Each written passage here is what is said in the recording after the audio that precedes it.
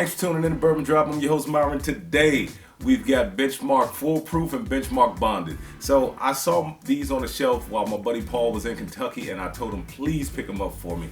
These cannot be Buffalo Trace products. Bottom drop.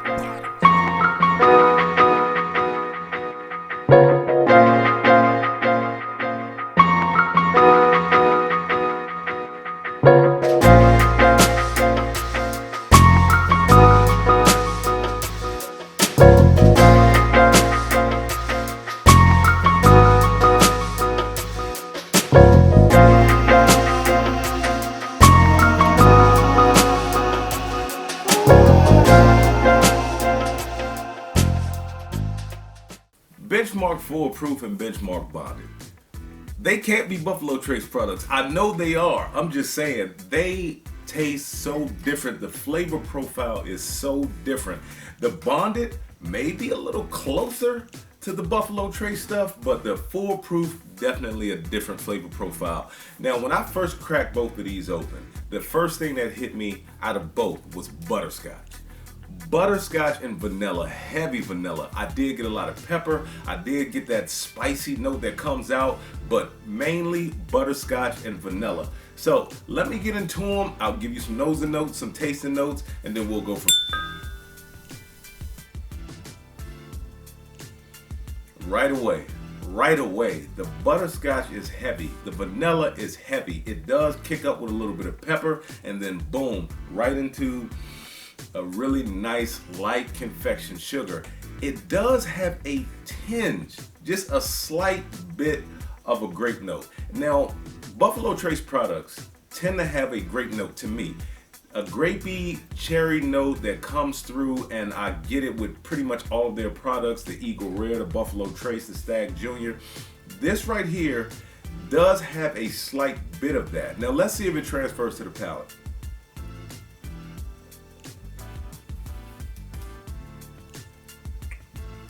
Just slightly. There's just a very, very slight grape note, but for the most part, it is the caramel and the butterscotch that really shines through. Now, it's sweet from front to back. Once you get across the back of the palate, you get a little bit of black pepper, some leather, but that's pretty much it. The finish isn't long at all. I mean, you can't really expect too much from a $17.99 product. Yeah.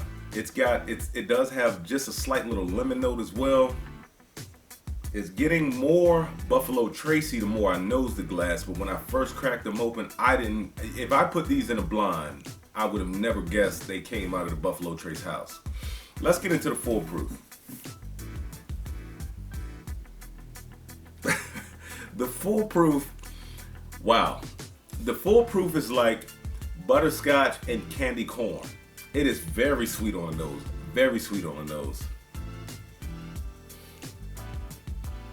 I wouldn't say I pick up as much citrus in a glass of this one. You do get a little bit of pepper, but it's way, way deep and beneath all of the other flavors that are there.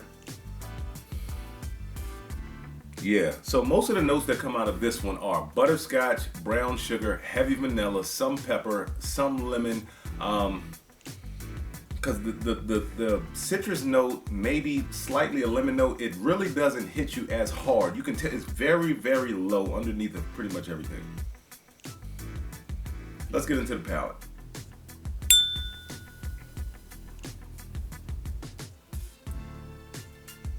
Everything transfers. Everything transfers over. You get that nice butterscotch. It finishes with black pepper, leather, maybe some tobacco. I do get some oakiness. I actually get oakiness out of both of them.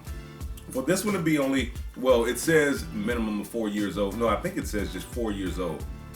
I don't think it says minimum of 4 years old, so I don't believe it's aged more than 4 years. It's a 100 proof 4-year-old product. You do get some oak out of that, which is great. I like a nice oak flavor into my bourbon.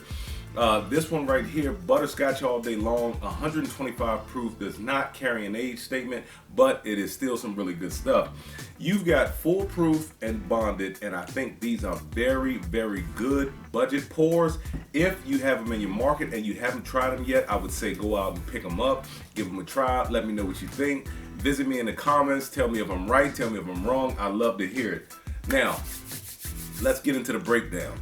I would definitely give these to a new bourbon enthusiast coming over for the first time, especially if he's told me that he or she has seen these in their market, because for $17.99 and $25.99, they are very tough to beat. These are very good budget pours. Now, in my budget king is Wild Turkey 101, which slightly changed with the new label.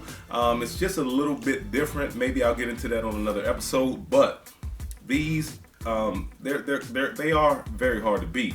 Once again, are they worth the chase? If they're not in your market, I wouldn't go stand outside the store for one. No, they are good enough that if I saw one and I was low on one, I'd pick one up. Would I chase them down? No. Would I pay over retail for these? $17.99, $25.99. They're not in my market. If they came to my market, and let's say this one was $22.99, and let's say this one was $30.99, would I pay $5 over retail? Yes. I might even go as high as 10 if I'm running really low on the bottle. But I don't think that these are worth way over retail.